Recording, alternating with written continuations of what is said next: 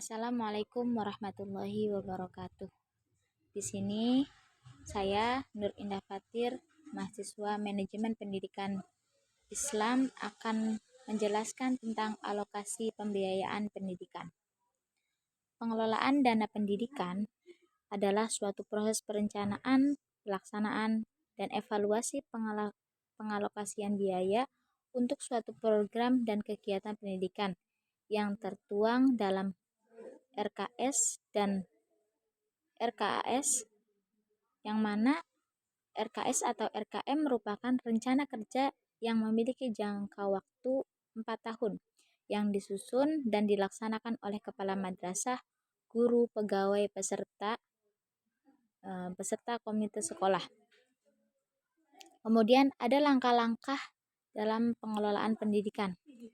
Yang pertama meliputi suatu langkah perencanaan.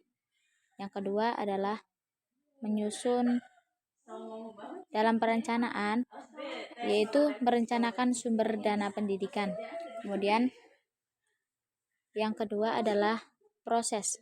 Dalam proses ini ada penyusunan RAPBS yang meliputi sumber pendapatan dan sumber pengeluaran.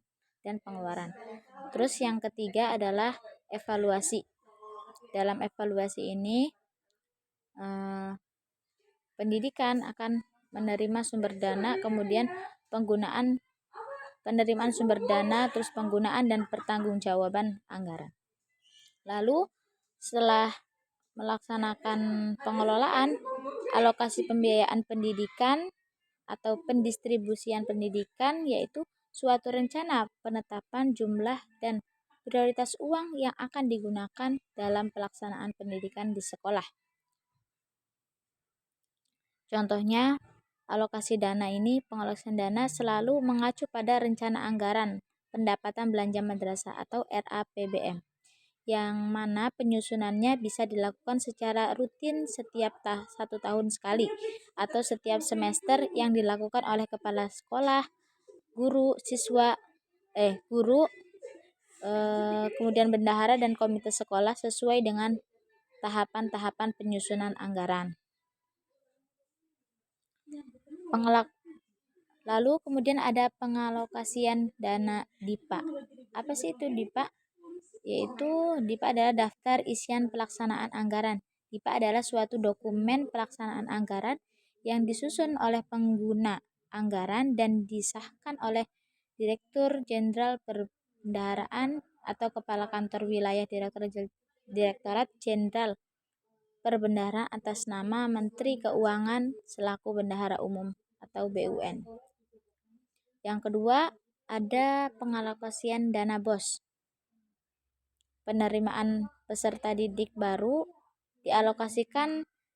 Dana BOS-nya ini dialokasikan ke apa saja, yaitu dialokasikan ke penerimaan peserta didik baru, terus kemudian pengembangan perpustakaan, kegiatan pembelajaran dan ekstrakurikuler, kemudian kegiatan asesmen atau evaluasi, pengembangan profesi guru dan tenaga pendidikan, layanan daya dan jasa, kemudian pemeliharaan sarana dan prasarana sekolah, terus kemudian penyediaan alat multimedia pembelajaran, terus kemudian pembayaran guru beserta non-aparatur sipil negara atau guru yang bukan ASN.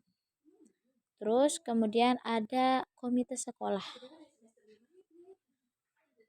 Komite sekolah dibentuk atas prakarsa dari masyarakat dan sudah diatur dalam UU SPN nomor 20 tahun 2003 pasal 56 ayat 3 menyatakan komite sekolah sebagai lembaga mandiri yang dibentuk dan berperan dalam meningkatkan mutu pelayanan dengan memberikan pertimbangan, arahan, dan dukungan tenaga, kemudian sarana prasarana, serta pengawasan pendidikan pada tingkat satuan pendidikan. Kemudian komite dialokasikan antara lain yaitu untuk dana yang dari komite tadi dialokasikan ke penghargaan siswa yang berprestasi, kemudian kegiatan kreativitas siswa seperti karnaval, acara pentas seni. Kemudian pengadaan sarana prasarana, terus kemudian dana sosial untuk siswa yang sakit.